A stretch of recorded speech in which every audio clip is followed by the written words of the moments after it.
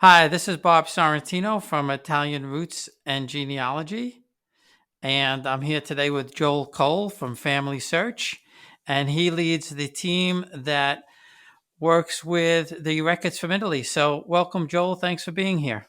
Well, thank you for inviting me, Bob, and it's a pleasure to be here with you tonight. So, the first thing I noticed before we start is you have a very American or English sounding name, but not an American accent. So, that's a great question. So, my father is American. So, actually, my ancestors on my father's side, on the Cole side, moved from the Netherlands, from Amsterdam into New Amsterdam in 1632. So, my father has been in the US for my father's family has been here for 400 years. On my mother's side, we've been in Italy for 700 years or something like that. But I was born and raised in Italy, in Padua, and that's why I have a thick Italian accent. And I just moved here to the US 5 years ago. You're kind of a reverse of most of us, the Italian Americans, then. Exactly. So, yeah. And so my father still lives in Italy. He moved there like 45 years ago, and he's still there and loves it. Yeah, so he took the trip backward compared to most of the immigrants to the US. Yeah, and that's really interesting because my ex-wife and I found this out just recently, that her family, she's Dutch, partially from the Netherlands, and her family settled in New York, I guess, so late 1600s, early 1700s. And places, if you're familiar with New York at all, I don't know if you are, but places like Rikers Island, where the prison is now, that was actually owned by one of her great grandfathers. Oh, okay, that's interesting. So my ancestors used to own 5 farms in Manhattan at the time. Of course, I didn't get any inheritance from that, but like, eh, it's interesting because a good portion of my ancestors were either farmers or they were hired by the local government to work with the locals, the let's say Native Americans. So they've been here since New Amsterdam and then became New York. So it's very possible that you could be related to my ex-wife. Could there's a good chance for that. So I found out I'm related to a lot of people through my call line. So actually, I'm connected to thousands of people, and I wouldn't be surprised. Yeah, because same thing with her family. They, not so much the Dutch side, but the English side, they settled in Flushing, New York, Hempstead, and that whole area. Same thing. They own the farms out there, and very interesting when you research the history of Long Island and you see all the names pop up from that family. So that's very interesting. So you work for Family Search, and you work with the people who do the filming of the records, and I've become uh, ingrained in the Antonati. I don't speak Italian, but I could read it a little bit now. So how does that whole process work? That's a great question. So about 10 years ago, Family Search signed this huge deal with the Italian government, where Family Search had to acquire 15 million images from state archives every year and deliver those for publication. So Family Search acquires these records either from direct capture through digital cameras or converting microfilms that were like photographed in our state archives several years ago. We treat them so sometimes microfilm may have 3,000 images. So our goal is to break them down, describe them book by book, and once we've done all this process, we make sure that the metadata, which is the description of each folder, is correct. We send this to Italy, so it gets published on Antenati website, and once it's published there, we then publish on Family Search. So this is in a few words, a pretty long process. That's funny because I thought it was kind of the other way around. I thought that they had the records and that you somehow got it. So Family Search is actually doing the records and then sending them back to Italy to be published. Yep. So we take care of the treatment or the acquisition of the treatment, and then we send them to Italy for publication. And once it's published, that is published on Family Search as well. And this is just records about state archives. So just to be clear, so this is just for records you will find at the state archive. Family Search also has records that we acquire in other archives that we don't send for publication on the Antenati website. Records that we may find in courthouses, city archives, dioceses. These are just you can just find this on Family Search. So now, I think you said the Family Search has been doing this for about 10 years. Is there any estimate of how complete a Family Search is right now with the number of records that are in Italy? So for civil records that come from state archive, right now, the Portale Antenati has published about 100 million images, and we estimate we have another 40%, so about 80 million images to still treat and deliver. So we're like 65% done, 2/3 of the, actually 55% done. So a little bit more than half, but we're treating the records much faster now because right now. So we estimate that we may complete this portion of the project in the next 2 years, 3. So I have a question that might help people like myself who are looking for records, because I do notice that sometimes the indexing, because I know some of those records are extremely hard to read, even if you speak Italian. My records always seem to have been written by the person with the worst penmanship that you could ever find in an Italian record. But I know the index. I know the indexing sometimes. Where it should be an A, it may be an O, or where it should be an I, it looks like an E, and that's how it's indexed. So, how does that whole process take place, and who does that indexing? Oh, okay, that's a great question. So indexing is a portion of the deal we have with the Italian government. So a part of the deal is to acquire, treat, and publish the records. Another portion of the deal is to index those records.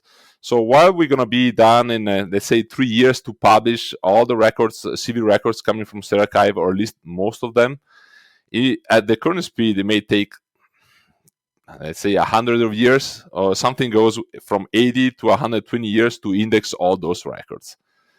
And right now, indexing is just, we don't index all the records. So we don't index pubblicazioni, so marriage bans. We don't index allegati, processetti. We just index births, marriages, and deaths. And this is done by volunteers using our platform on Family Search. There's a possibility to do indexing and choose a project. And there's a two-step process where we have a first indexer that goes in, tries to transcribes the names that he sees on the record, and then we have a second step where there's a reviewer where it makes sure that the indexer follow all the rules and made a good job, and then after that we're good to go to send these records for publication. We'll be right back. Experience Italy like never before, traveling with a scheduled group or create your own bespoke tour with friends with philitaly.com. Pack your bags and follow Phil. That's www.philitaly.co.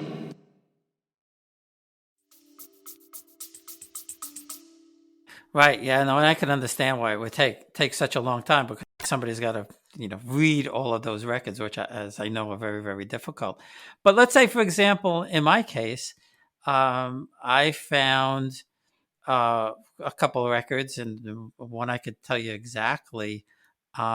My second great grandmother was actually from Lucerne, Switzerland, and she married in Italy. And I have some records from her name, but her last name was Mohr, Mohr, and I found some records with Mohr for her and some of her father and her uncle. But in some cases, I found a record where it was Moler. So, is there a way for someone like me or anybody who's researching to have those records corrected by contacting Family Search? Is there a way to fix those? Right now, it's complicated. In the next 2 years, you'll be able to correct those directly, most likely. So we're releasing new tools currently where we're gonna allow the patrons, the users, to make their own corrections on Family Search directly. So both in terms of locality and name spelling. It may be a couple years down the road, but it's coming. It's something we're improving right now. The system will save both the transcribed name and the value that you add in. So if I give an example, if the transcriber transcribed Giuseppe instead of Giuseppe, the system will remember that, but will also provide the correct transcription that has been added by you, which is Giuseppe. So it will pop up in two different researches. So it's coming, the opportunity for people to interact more with the website and make users corrections to the value that have been created through indexing. Oh, so that's really great news. I mean, everything takes time, but at least to know it's on the horizon, we could look forward to be able to do that. Um, Another question about the records: if you have a tree on Family Search, I'm not sure if you know the answer to this question, so I don't want to put you on the spot. But if you do, how is the best way to link a record, to link an Antonati or birth record or marriage record to the record on your family tree? So you have a couple of options here. So if it's on Antenati, most likely that record is also on Family Search. So you have two options. You can go to a Family History Center and do research that specific record and add it as a source to your family tree.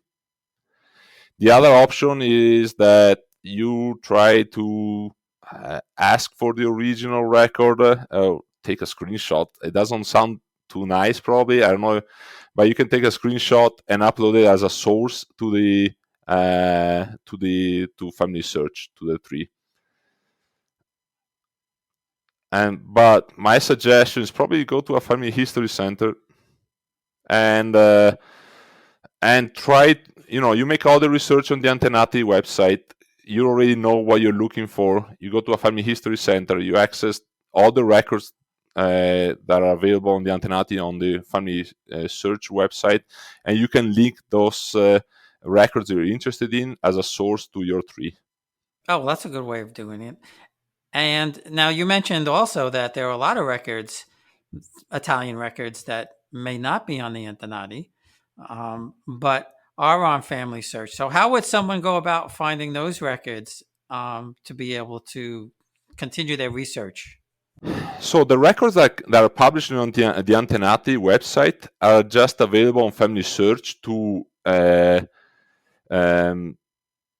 at the Family History Library, or for members of the Church of Jesus Christ of Latter-day Saints. They have full access to the images. For a person this is just for records that are published on the Antenati website. For records that are coming from courthouses, for example, these are available to all the public on Family Search, and they can be researched just as you research records on the Antenati website. Sometimes these are still in a microfilm format, so they have not been treated. So sometimes there are long strings of 3,000 images, so you have to scroll through them. But we're working on several projects to start to break this down as well and make them more user-friendly. And we're working also to get rights to publish some church records that currently are just available at Family History Centers. So we have probably about 80 million images coming from courthouses, 80 to 100 million images coming from courthouses that are just viewable from anyone that just logs in and creates an account on Family Search. You would just go to Family Search, create an account there, which is totally free, and on the main page, you're gonna find on the top left indexing. You just click that and choose your project to start the indexing. So currently there are 20 to 23 projects about Italy from all over the area. Some of these projects are really easy to index. So more, let's say, more recent records on preprint on a form. Some others are more complicated, are older records. But overall, I'm sure there's a record for you to index that. And if you're familiar with your family history, if you're familiar with the surnames, you can just start and doing some Italian indexing with the easiest records available. So everybody's invited to join the cause. The sooner we can complete the project, the sooner these records are going to be available. These indexes are going to be available to the general public as well. So now I'd like to talk to you a little bit about your family. So you came from Padua, and you said you go back 700 years. And one of the things that I kind of find, well, I wouldn't say that I find it amazing, because I think I understand why. While a lot of us Italian Americans are obsessed with finding family in Italy, um, it doesn't seem to me, and I could be wrong, but it doesn't seem to me that there are that many Italians trying to research their family. And maybe that's because they just know. They know the town they came from. It goes back 300-400 years. You could go to the cemetery and find, your third, eighth, 10th great grandfather. hmm Yes, it's a growing hobby in Italy as well. It's not as big as it is, I don't know, in France, where literally you have a huge percentage of the population who's engaged with family history. But it's growing, and it's growing fast in Italy as a passion as well. If you look, there's a web page, actually a Facebook page called Amici della Genealogia, and there are lots of Italians joining and contributing and making their research. And my feeling is that lots of people took for granted the fact that their families stayed in the same village for hundreds of years, so they already knew where their roots were, so they didn't have this need to go and research the names or a history for the ancestors. The other issue is that records were not available until recently online, and so they were hard to research because you had to go to a township, ask for a specific document, or go to a state archive. And people are not used to do this kind of effort. Now the records are becoming more available online, and that there's this growing passion among people. I think it's growing as a hobby, as a passion, as a task for many people. We'll be right back.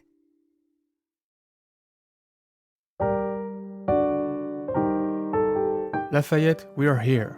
The French history podcast for the American public by a Frenchman. Learn all about France's fascinating history, its great characters like Charlemagne, Joan of Arc, Louis XIV, or Napoleon, but also the great events that marked France, Europe, and sometimes the whole world. Lafayette, we are here. Available wherever you get your podcast or on LafayettePodcast.com. À bientôt.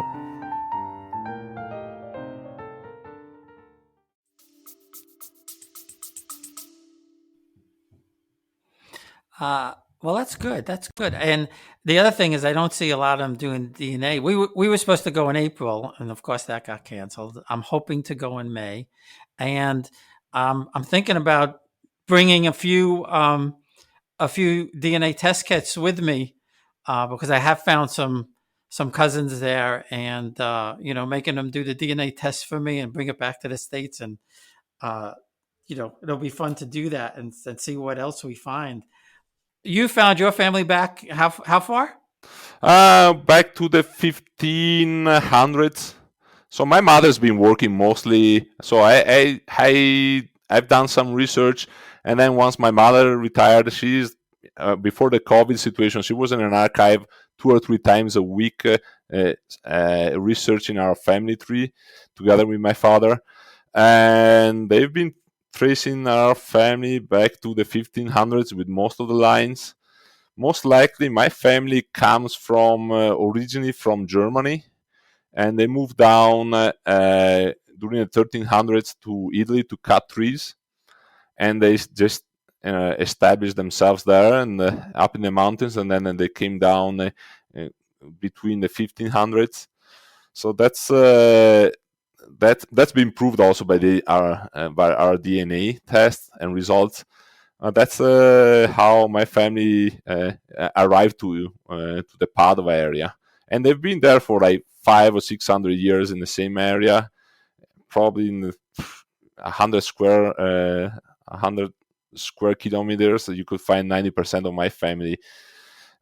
They were just farmers, so no nobles, no rich people, just working for a Jewish count, which was treating them fairly well. And it's interesting because like there was this Jewish count that owned some land, and in order to prove that he was better than his Catholic peers, he had to treat his farmers, the people working for him, better. So overall, it was a pretty good situation for my family, at least from what we discovered. Oh, that's cool. My family is really diverse in that my mom's family comes from Torito in near Bari, and they were farmers. And when I going through the records, I get farmer, farmer, farmer, seamstress, farmer, farmer, farmer, and I was so excited when I found one that back to the 1700s or late 1700s, who was like a forest ranger or something. I was like, oh, finally somebody did something different.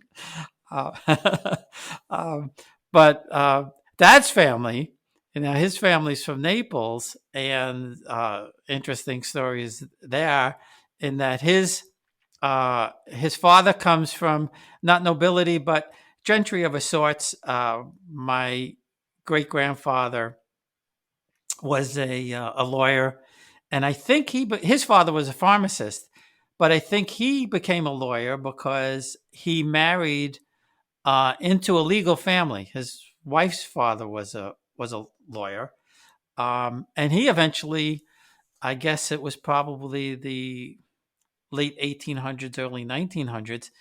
And I just found this out from a U.S. newspaper, no less, a small little newspaper in New Jersey. He eventually was a Supreme Court justice in Naples. But my dad's mom comes from Piramalo, Capici, Picicelli, and Carciolo. And I've been able to trace them back pretty much to all the kings and queens of Europe. Oh, that's interesting. Again, usually, so I've done research for 15 years. I had my little company in Italy, and all clients usually wrote me and say, "Hey, I have this story about my family, and they were nobles, and they left, and blah blah blah, and there are these huge stories with coat of arms." And I think in 15, 20 years I've done that job, I found just once, there was like a real a family was really noble, and you could trace their ancestors back to the 1300s. All the other times it's like usually what I tell people or clients is like, usually nobles were rich, and they didn't have to emigrate. They were doing fine in Italy.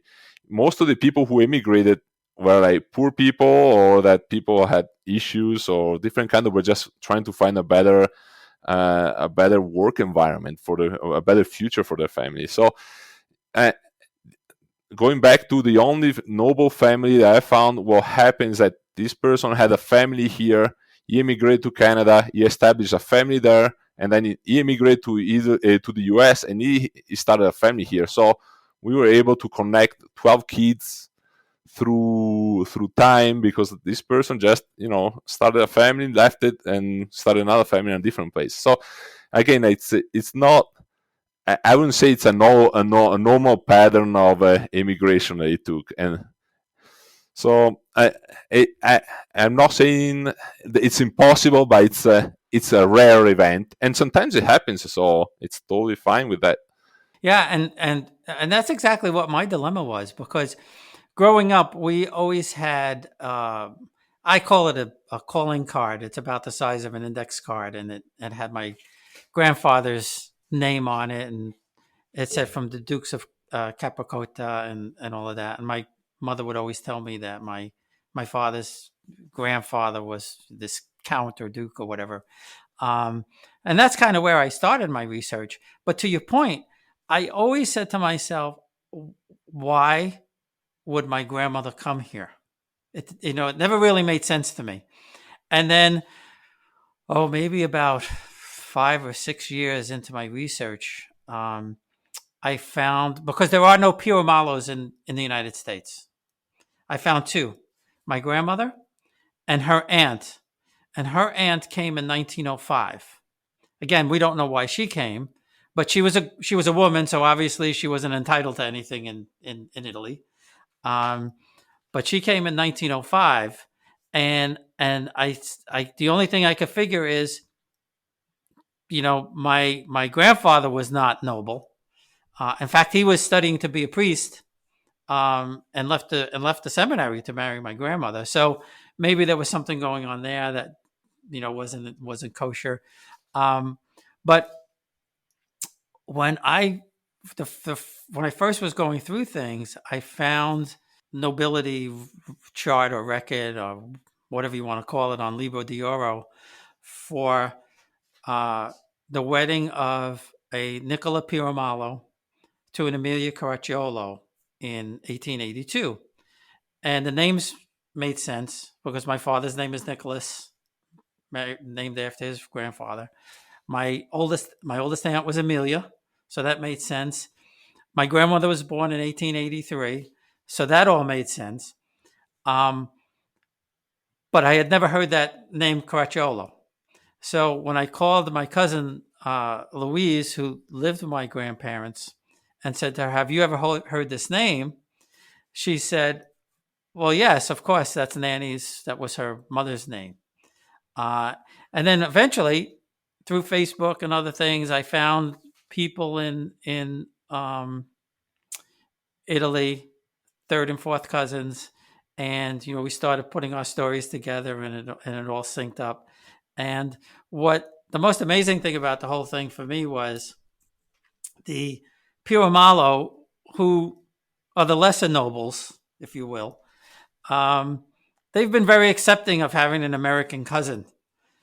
The Caracciolo, no matter how many records I send them showing that, my grandmother was Emilia Caracciolo di Torciolo, you know, daughter of Filippo, granddaughter of Prince Luigi, they ain't buying it. um, I know each family reacts in a different way. From my experience, I've seen that whenever uh, an American descent contacts their family back in Italy, it's always like a moment of joy.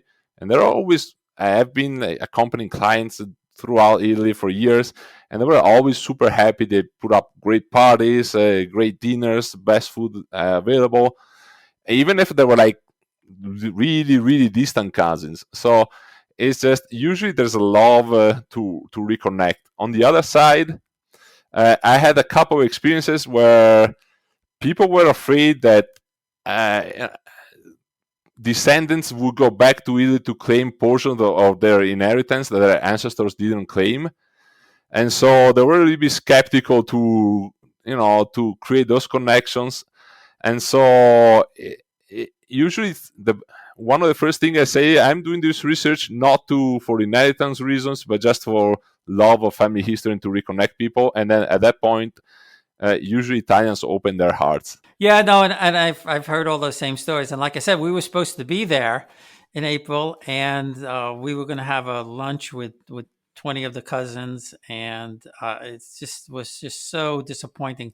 I was in Italy once, and it was 25 years ago, and we took the train from Rome to Naples just to pick up a car to drive to Sorrento.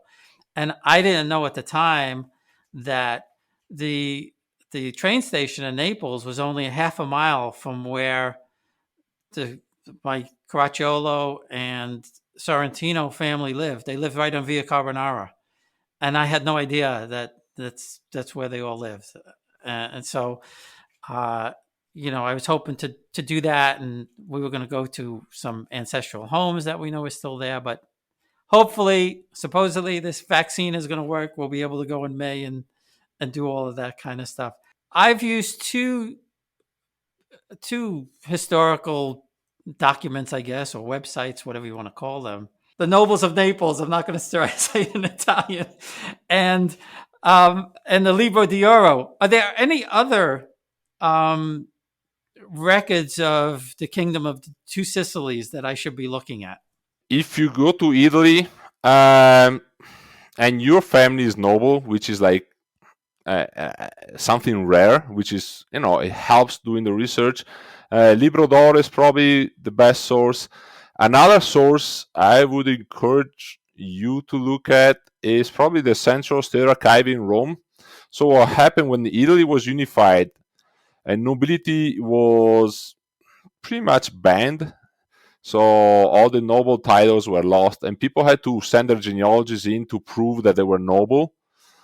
And all these genealogies are kept at the Central State Archive of Rome. They're not easy to access, but I have been lucky a few times just going there, and I found some really helpful archivists that helped me through the research. So the Central State Archive of Rome is not a state archive; it's a different archive. So in the Central State Archive, you have all sorts of records about the Republic of Italy, including these nobility charts that need to prove that a family was noble. So it's great because they provide huge amount of research to prove that you were noble. So if you can link yourself to one of those records, then yes, you can go back quite a few generations. It also includes all the records for officers who served in the army in Italy. So it's a great source for if you had an ancestor that served in the army and was like an officer or did something important in the army. So it's a great archive. It's not many people are aware of it, and it's not available. The records are not available online for that archive. You need to book way ahead if you're planning to visit, so they can assist you and help you with your research. Well, I'll have to ask Letizia, who helped set up my trip, and see if she could look at it. But to your point, I was just poking around one day, and again, I mentioned Elisa, Italian. She's Louisa. That's who my grandmother's named after. But my second great grandmother, more. I never thought I would find her back to Switzerland. I just pretty much figured. I don't even know who she is. She's obviously not Italian, and who knows. But I was poking around the internet one day, and I came across, and it may be something related to this state archive, but anyway, it was the listings of all the officers in the Neapolitan army. And sure enough, there was a Bernardo Moore in there. And I have had a record from the Antonati that said her father was Bernardo Moore, and he was a captain in the Swiss Guard. And this was, I think it was around 1860. So I guess that was just before unification. And going down the line further, I found Filippo Caracciolo, who was a lieutenant in the cavalry. So, you start running these scenarios through your head, and I'm saying to myself, well, if he was in his 20s and her father was in the 40s, there must have been a army dinner or some kind of party or something like that. And they met and obviously got married, or I wouldn't be here. And so now I have this link back to Switzerland. I go out onto the internet and I said, Swiss records or something like that. And I found a link, and they said, write us in English, Italian, or German. And if you have any questions about ancestry in Switzerland. So I sent them the link. I said, this was my family, Bernardo Moore. I don't know anything else other than that.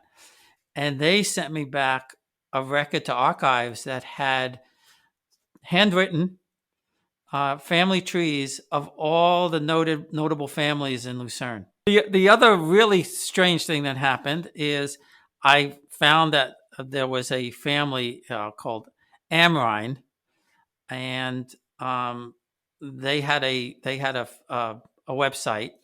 So I contacted them, and somewhere in Lucerne, on a wall, someplace in some building, there's a plaque with the Caracciolo family and the Moore family intertwined with his crest and her crest. That's amazing.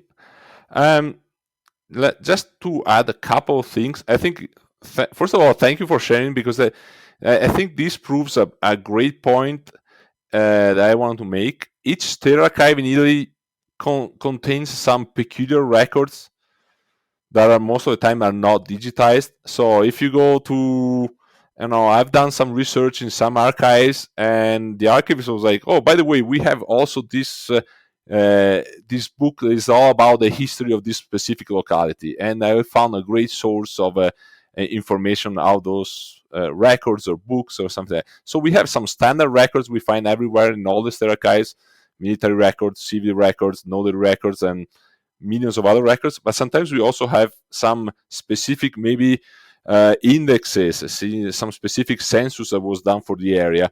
And so that's why it's important to pay a visit in person sometimes to a state archives. You may find some great treasures that are not digitized, that are not even in the public listings available to a public online, and you just find something that is really important.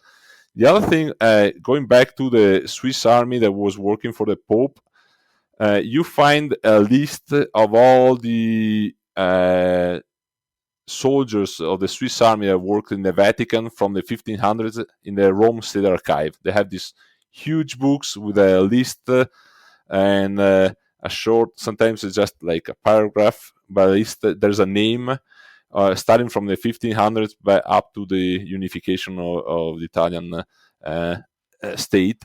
So it's a great source as well if you think in general that you have an ancestor that was in the Swiss Army. Yeah, and that's what's really surprised me, because that was always my perception. We always knew the Swiss Army, guarded the Pope and all of that, but I never expected to find that the Swiss Army was involved in Naples. And then, I started reading up on it and found out that, in fact, that the Catholic cantons, and especially Lucerne, would hire out mercenaries to, Italy and France and various parts of Europe. I guess they were the soldiers of Europe for whatever reason. Yep. And it's still nowadays that we guards at the Vatican are coming from Switzerland mostly, from the Catholic cantons in Switzerland. So it's a tradition that has been going on for hundreds of years. Yeah, exactly. Well, Joel, I really appreciate it. This has been fun. I got some great information, especially about the indexing and how to index and what's coming down the line. But also just talking about your family and finding out that you're half American back 400 years ago. So that's really funny. Yeah, I've been here for 400. My family's been here for 400 years and still have a thick Italian accent. So, but thank you for having me here. It's been much fun. And I love talking about family history and genealogy. It's been in my DNA for quite some time. My father has been a genealogical researcher in Italy for 40 years and transmitted this passion to his kids. And so we just love family history as a family. So I just enjoy sharing some experiences, some thoughts and parts of my work. So it's great. Thank you for having me here. Oh, it's my pleasure. Thanks again.